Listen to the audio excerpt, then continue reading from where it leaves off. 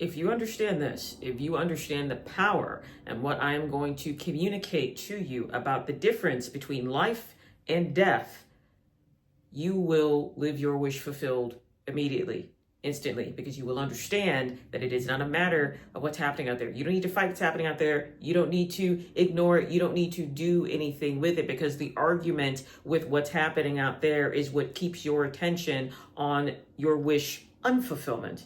My name is Lucian, and I thank you for co-creating this transmission with me of Divine Within, where we remember the power within, the kingdom within, and that reality bends from within. I've got two cultural ancient pieces of wisdom here for you today to help you understand the reason that you're not living the life of your desire, the reason you're not seeing that which reflects what you desire. And I mean, you can click off this video, it's fear, right? Because when we're choosing fear, we're choosing the observation of negative anticipation, and that's Myron Golden. We're choosing to align with unfulfillment. I mean, if you stop doing that, if you stop observing it, if you stop feeding it with your attention, if you stop identifying as someone who doesn't have what they want, and you understand, if you read the Heaven on Earth Source Codex, which is free, available to you down below, from positioning that you are source and everything comes from what's out of you, then, there you go. That's the video, but we're going to look at some ancient texts. And this was sometimes scriptures just come to me and I have no idea what they're related to. So I've been sitting on this one for a while, but your conditioning, until you remember the fact that you are an individualized expression of God, your conditioning is driving the bus. And everything that you are manifesting is a result of who you've been taught to identify as by way of your conditioning. So in a way, your parents and culture and society, the school systems end up really kind of being your God, because your mind from ages 0 to 7, or at least, I guess what we can talk about being a mind, but your receiving system, your receiver, we're transmitters and we're receivers. That's what I view the human meat suit to be, this electric meat suit. We're transmitting and receiving messages all the time. Well, it's in pure receiving mode from ages 0 to 7. You're receiving everything around you, and you're learning how to think about yourself in all contexts. You're learning what to think about your gender, about your region, about your locale, about who to vote for, or should you vote at all. All of that stuff is programmed into you. You're watching this video because you're trying to unlearn the tightrope of that conditioning that continues to produce results, which I'm imagining that you don't want to keep experiencing. But the difference between observing something, seeing it on the outside as a possibility, one of millions, if we're talking about quantum reality, you can see something on the outside and not agree that it is your experience that belongs to you, that you agree and assign to yourself. You don't have to do that, but we're going to take a textual look at this. But most of what you believe about yourself, it was installed. So what we're doing is examining that installation and asking, should we keep it? Is it of life? So this is from the Bible. John 21:18, Yeshua's talking to the context, talking to Simon Peter. And prior to this, he's like railing him. He's like, do you love me? Do you love me? Do you love me? And he kind of has, there's different things associated with each time he asks Peter, do you love me? Yeshua's asking. But Jesus says, very truly, I tell you, when you were younger, you dressed yourself and went where you wanted. But when you are old, you will stretch out your hands and someone else will dress you and lead you to where you do not want to go. So it sounds kind of backwards, just backwards to what I'm talking about. So it's almost like we're born dead. It's almost like by the time that we come online to start having desires and preferences, you say maybe 10 years old, they're not even your desires and preferences. You don't know why you want what you want. You were told to want it. And you were told desirable people have the types of things that you want, because all we really want is love, freedom, freedom, and peace. Everything, every single one of our manifestations, I believe, takes us back to love, freedom, or peace, oneness, wholeness, unity. So let's look at this. So very truly, I tell you, when you were younger, you dressed yourself and went where you wanted. But when you are old, you will stretch out your hands. You're gonna need something. When you're older, it's talking about like to be old is to need.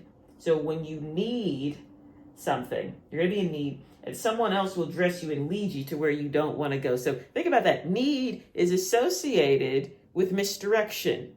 You're going to walk down a path that wasn't yours because you didn't choose it, because you needed it. Need being, I'm thinking from a place of separation. But we're going to break this down practically. So let's look at what's the association, the interpretation. These are all my interpretations, by the way. They're metaphysical interpretations. They're allegorical interpretations. They're not Christian, dogmatic, Catholic, Lutheran, Baptist, Methodist interpretations. So if that's why you're here, you're just gonna be typing angry things at me in the comments, which is fine. That happens from time to time.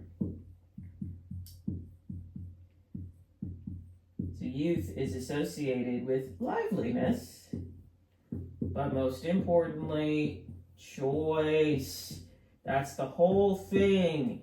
The God within you and its infinite power of creation that you experience as a localized, centered, meat suit point avatar as operates through choice. You have to choose. It's operating anyway. Here's the thing. I mean, through the conditioning, it's operating. But your power to exercise and direct that creative capacity is through choice. So youth then, Jesus is saying, didn't it say that only children will enter the kingdom of God? I'll pull that up. That's somewhere. Youth, Jesus is saying, yes, she was saying, forever young. I want to be forever young. Forever young, stay young. That's associated with liveliness, with choice. It has nothing to do with physical age. So that an old age here, because again, these are all parables or stories, mean a million different things. They do mean a million different things. Is associated with decay. Equals lack of choice. I think about like unfortunate situations where you hear about old folks getting abused in like nursing homes and different things like that. They're laying there, they're in a bed, they can't do anything. They've got, fluids all over them, lack of choice, decay, it's a state of rotting. But then if we look at it that way, then you're old. You're old by the time you're 5 years old. By the time you're 10 years old and you want to go, in America at least, you want to go to, do kids go to book fairs anymore? I feel like everything's freaking, digital everything, whatever. But, back in the day, you go to the book fair and you ask your parents, can I have $5, $10, $20, whatever's appropriate for the book fair? And they say, money doesn't grow on trees. They say, we don't have money for stuff like that. What do I look like? A Rockefeller? They embed in your consciousness this very rigid, strict, absolute idea of how things have to be. So by the time that we come of consciousness, and not come of consciousness, but that we come to our own awareness that I'm separate from my parents and I'm allowed to have my own ideas, we're already fucking old. That's why so many people, they live 80 years and they never felt life, because they never felt like they were directing, that they were able to choose anything around them. And if they did have the idea that there is some power of choice, it had to do with controlling circumstances, controlling people, and what somebody else is going to do for them. And there are many people that, have lived a life of extraction, essentially, where they've been perfectly fine taking and stealing and pillaging and committing all types of horrific acts in order to get what they want. So they might have felt that they had some degree of agency in life, but maybe not unity, maybe not wholeness, maybe not love. But that's off topic. But to me, because it's like that question is always, at least I always had this question when I was getting into all of this. It's like, okay, well, like, what about the rich people that like don't have to do all this work, right? Like, what about the people in the world that like they're not reading the Bible, they're not operating with love and with peace, they're not affirming themselves or other people. I know plenty of wealthy people that are just terrible to be around. What about them? How did they manifest all that they have? And it's like, well, you can take. But if you're watching this, I imagine that's probably even per your birth chart. That's probably just not, you probably just didn't come here to do that. Whether we look at it cosmologically, in terms of personality, in terms of your soul's mission, ascension, you probably just didn't come here to do that. So It can't happen. But anyway, we're born old. We're born old. By the time we're 10, we already have all these fixed ideas about how the world is supposed to work and what we're allowed to have and who we're supposed to be, who we're allowed to be, what other people like, what other people don't like. And we are living in a state of decay. Most people are living in a state of decay. There's no growth. There's no tenderness. There's no yielding. There's no change. And isn't that the crazy part, is that we have these fixed ideas about how things have to be. We brutalize ourselves over and over and over about what happened and what we should have did and what could have went better if we had known what we know today and applied that to some type of yesteryear that we have no access to. When on a quantum level, if you look at it small enough, it's all moving. That the stuff that appears to be still is not still. Nothing's still here. The earth is not still. It feels like, okay, it's level. It's not. It's spinning. I don't know what the number is, X amount of, probably more than miles per hour. Not everything on a physical level, on an emotional level, on the level of energy, on the level of circumstance, it's always moving, it's always shifting. It appears to be continuous, but that's because we keep assigning the previous circumstance and believing that it's the current circumstance, and we impose that necessity of continuity. That's not necessarily what's happening and is the case in reality. And when we impose a continuity that is not life-giving, that is not life-bearing, that is not affirming, that is of lack, that is of fear, we experience decay, rot. And then we feel like we have a lack of choice, a lack of options, a lack of agency here in this world. So then let's look at the Tao Te Ching, or the Tao Te Ching, depending on if it's D or T, depending on how you, I don't know. I don't quite know historically what the difference is. There's a historical difference in terms of language and translation. But I think this should be chapter 57. And I'll put this up on the screen. So listen to this. And this really drives it home. So we're looking at different cultures, different periods. Men are born soft and supple. Dead, they are stiff and hard. Plants are born tender and pliant. Dead, they are brittle and dry. Thus, whoever is stiff. So the Easterners, that's what I'm saying. They've been saying this stuff directly for millennia. Thus, whoever is stiff and inflexible is a disciple of death. Whoever is soft and yielding is a disciple of life. Thus, the hard and stiff will be broken. And isn't that all of us? You've been broken by your hardened, stiff ideas about how things have to be and when they have to be that way and how they have to come about and what needs to manifest and who's going to do what. Your only job is to decide what is true for you, who you are, and what world you will participate in. What do you decide is true for yourself? And you stay there. And the soft and suppleness, the tender and pliant aspect of this comes into play when the mind starts chattering, that native old self-talk, that old script, the entity of yesterday that you might call a self says, you've never been in a healthy relationship. What makes you think you're going to have one now? You don't even know what a healthy relationship is. Or people don't care what you're talking about. Who's listening? Don't even try. It doesn't matter. So when we stay locked in that rigidity of that worldview, of that observation, of what we're feeding our attention to, that is what creates this stillness, this stagnation, this kind of death where it's like, why don't I have what I want? I'm watching the videos, I'm doing the things, I've hired a coach. What is going on? It's because you're not pliant enough inside to allow the field to change around you, because you're checking for results, you're demanding instant answers, instant materialization, because instant manifestation is all that's happening. The minute that you decide something is the case, the minute that you decide and declare that this is the reality that I live in, and this is who I am, I am the person that this circumstance is true for, the minute that you decide that then is the case, but we don't stay there, because then we start wondering about how, and then we start self-doubting, and then we start comparing that to the past, and then we have our conditioning speaking from our parents and from the society, God, the economy's terrible, and your great grandpappy, blah blah blah blah blah blah blah, and we're just the kind of family that struggles with weight. So whatever it might be, then that conditioning starts looping, and then we find ourselves back in that familiar decay, back into that timeline that seems locked, that seems fixed, and we've observed it to be continuous enough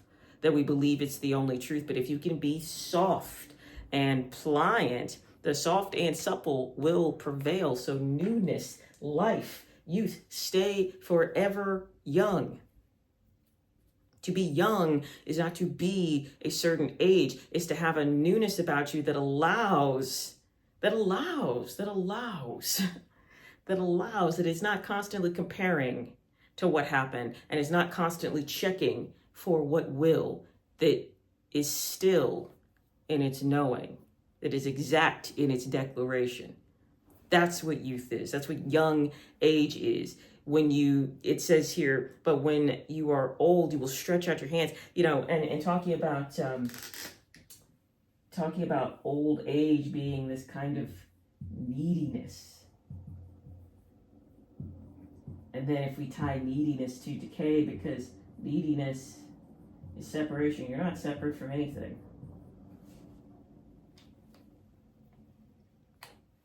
But when we think, I need them to text me back, I need the job to email me back and tell me I did or didn't get it, I need the weather to do a certain amount of things, I need my bank account to look a certain way in order for me to feel that's a kind of death, that's a kind of decay. That's why you're not experiencing your wish fulfilled. That's why you're not experiencing liveliness, because that's not a youthful, and if we think about what youth should be, not what most of us experience, but what youth should be, it's a type of optimistic idealism that everything is going to work out, at least stereotypically.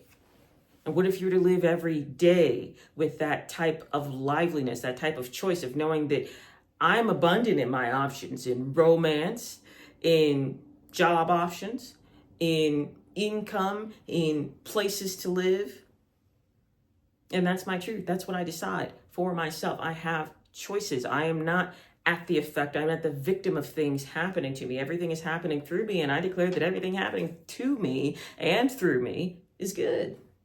It's good. A type of youthfulness, a type of light-heartedness, a type of vitality is what we're talking about. Because when things become still and stuck and frozen and dead, and then just even that idea that I'm stuck, you're not any more stuck than you believe yourself to be. And that is then a continuous thought that you keep reintroducing into the present moment, and then saying that this is the case for, I've been stuck for 2 years. Okay, well then you are now reintroducing your perspective of the last 2 years, because 2 years ago isn't happening now. Only thing that's happening now is now. That's you reintroducing that memory into the now and saying, because it happened for these 2 years and this is where we are now, it will then continue for an indefinite amount of time because that's all I can perceive. That's a dead way to think. That's decay. That's rot. Let it be new. That's the perfect message for spring. Signing off of tonight's transmission. I don't know when I'm going to post this. Whenever this gets posted. It'll probably be early morning Thursday.